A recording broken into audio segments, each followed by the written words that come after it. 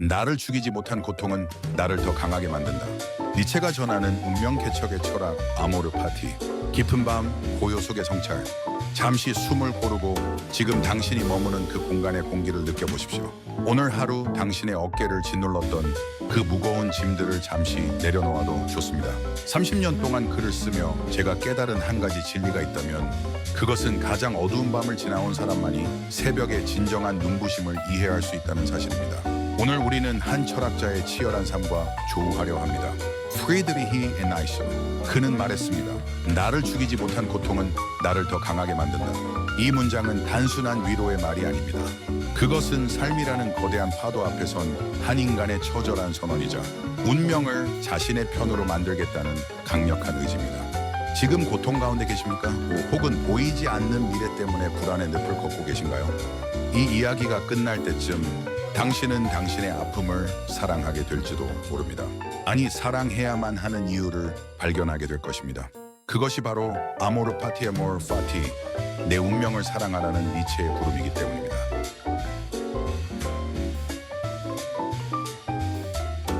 인생은 때로 불공평한 연극처럼 느껴집니다. 누구에게는 화창한 봄날의 연속인 것 같은데 왜 나의 계절은 이토록 긴 겨울일까 의문이 들 때가 있죠. 니체 역시 그랬습니다. 그는 평생을 극심한 두통과 시력약과 그리고 고독 속에서 보냈습니다. 그는 침대에 누워 천장을 바라보며 수없이 자문했을 것입니다. 왜 나인가? 왜 이 고통은 끝나지 않는가? 하지만 그는 깨달았습니다. 고통은 우리를 파괴하기 위해 찾아오는 손님이 아니라 우리 안에 잠들어 있는 거인을 깨우기 위한 망치라는 것을요. 조각가가 바위를 정으로 내리치는 이유는 바위를 부수기 위해서가 아닙니다. 그 안에 숨겨진 아름다운 형상을 끄집어내기 위해서입니다. 당신이 겪고 있는 그 시련을 떠올려 보십시오. 누군가의 배신, 경제적인 몰락, 혹은 사랑하는 이와의 이별. 그 날카로운 통증이 당신의 살갗을 파고들 때 당신은 비로소 당신이 살아있음을 느낍니다. 안락함은 인간을 나태하게 만들고 영혼을 잠들게 하지만 고통은 우리를 깨어있게 합니다. 니체는 고통을 겪는 자만이 고귀해질 수 있다고 했습니다. 여기서 고귀함이란 남들 위해서는 권력이 아닙니다. 자신의 삶을 스스로 통제하고 어떤 역경 속에서도 비굴해지지 않는 내면의 단단함을 의미합니다. 지금 당신의 가슴에 박힌 그 가시가 사실은 당신을 더 깊은 사유의 세계로 인도하는 길잡이였다면 믿으시겠습니까? 제2장 니체의 망치, 허물을 깨고 일어서는 법. 철학자 니체는 스스로를 망치를 든 철학자라 불렀습니다. 그는 당시 사회를 지배하던 낡은 가치관과 도덕, 그리고 나약한 위로를 부수고 싶어 했습니다. 그는 사람들이 고통을 피하기 위해 종교나 술 혹은 헛된 희망에 매달리는 것을 경계했습니다. 신은 죽었다는 그의 유명한 선언은 허무주의를 부추기기 위한 것이 아니었습니다. 오히려 반대입니다. 의지할 곳 없는 이 거대한 우주 속에 홀로 던져진 인간이 비로소 자기 삶의 주인이 되어야 한다는 준엄한 명령이었습니다.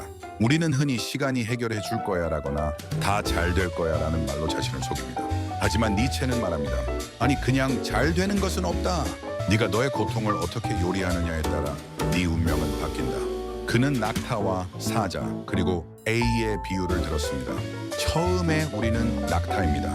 남이 짊어지워준 짐을 지고 사막을 걷습니다. 해야 한다는 의무감에 짓눌려 살죠. 그러다 고통의 정점에서 우리는 사자가 됩니다. 나를 억압하는 것들에 대해 아니오라고 외치며 싸웁니다. 하지만 사자는 파괴할 뿐 창조하지 못합니다. 마지막 단계는 아이입니다. 아이는 망각하고 새롭게 시작합니다. 유의하며 자신의 삶을 하나의 놀이처럼 긍정합니다. 당신은 지금 어느 단계에 있습니까? 혹시 아직도 남의 기대를 어깨에 짊어진 낙타의 삶을 살고 있지는 않나요? 고통은 당신에게 사자가 되라고 종용합니다. 그 무거운 짐을 내려놓고 당신만의 포효를 시작하라고 말입니다.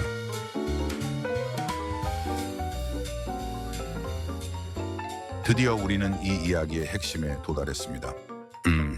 아모르 파티. 많은 이들이 이 단어를 운명론에 순응하라는 뜻으로 오해하곤 합니다.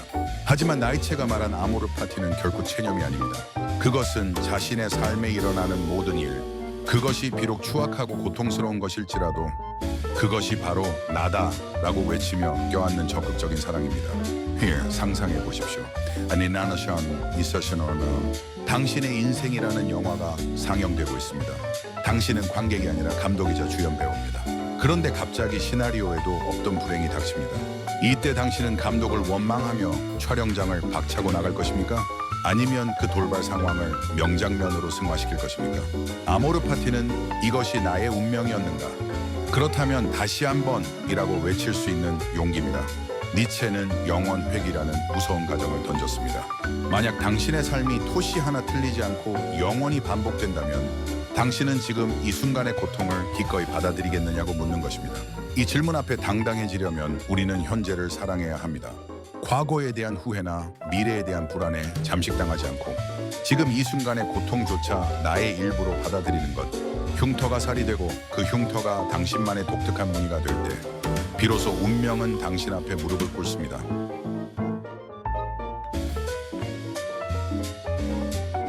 니체가 꿈꿨던 인간상 위버맨쉬, 즉 초이는 하늘을 나는 영웅이 아닙니다.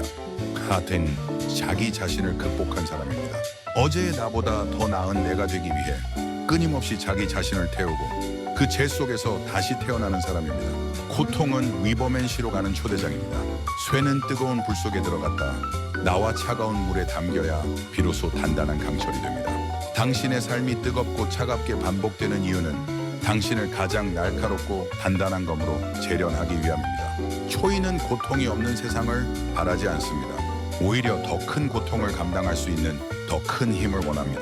그는 세상이 정해준 도덕과 가치가 아니라 스스로 창조한 가치에 따라 움직입니다. 살아야 할 이유를 아는 사람은 어떤 고난도 견뎌낼 수 있다? 니체의 이 말은 오늘날 우리에게 큰 울림을 줍니다. 당신의 삶의 의미를 부여하는 것은 신도 아니고 국가도 아니며 부모님도 아닙니다. 오직 당신뿐입니다. 당신이 당신의 고통에 성장이라는 이름을 붙여주는 순간 그것은 더 이상 비극이 아니라 서사시가 됩니다.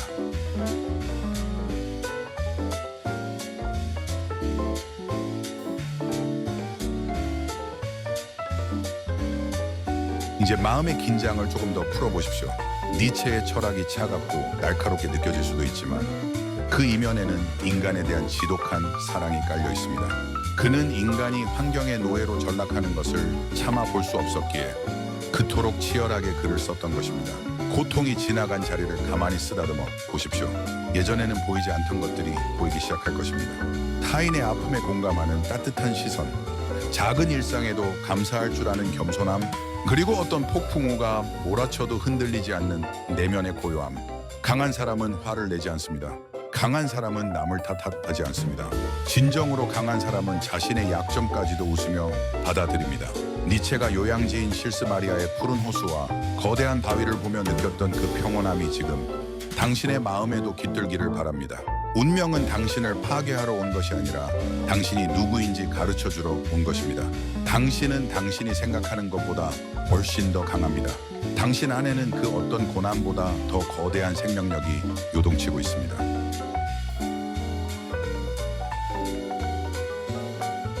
이야기를 마치려 합니다. 니체는 말년의 정신적인 혼란 속에서도 나는 모든 것을 긍정한다고 중얼거렸다고 합니다. 그의 삶은 비극적이었을지 모르나 그의 철학은 인류에게 가장 찬란한 희망의 빛을 남겼습니다. 오늘 밤 거울 속의 당신을 가만히 응시해 보십시오. 피곤에 지친 눈망울, 입가의 펜주름, 그 모든 것이 당신이 치열하게 살아왔다는 훈장입니다. 당신의 과거를 용서하고 당신의 현재를 축복하며 당신의 미래를 기대하십시오. 나를 죽이지 못한 고통은 나를 더 강하게 만듭니다. 그리고 그 강함은 타인을 제압하는 무기가 아니라 나 자신을 온전히 사랑하고 세상을 포용하는 지혜가 될 것입니다. 아모르 파티, 당신의 운명을 사랑하십시오. 지금 이 순간부터 당신은 당신 삶의 위대한 예술가입니다. 평안한 밤 되십시오. 당신의 내일은 오늘보다 더 단단하고 아름다울 것입니다. 30년이라는 세월 동안 원고지 위에서 수만 개의 삶을 문장으로 엮어왔습니다. 그 치열한 기록의 끝에서 제가 길어올린 단 하나의 진실은 인간의 영혼은 안락함 속이 아니라 오직 부서짐 속에서만 재구성된다는 사실입니다. 오늘 여러분께 전할 이야기는 단순히 박제된 철학자의 격언이 아닙니다. 그것은 생의 벼랑 끝에서 본 사람만이 내뱉을 수 있는 야성적인 고백이자 내 가슴에 박힌 칼날을 뽑아 기어이 보석으로 재련해낸 한 남자의 처절한 승전보입니다. 지금 이 자리에 앉아 계신 당신의 어깨가 무겁다면 혹은 도저히 사랑할 수 없는 운명 앞에 좌절하고 있다면 잠시 펜을 내려놓고 제 목소리에 귀를 기울여 주십시오.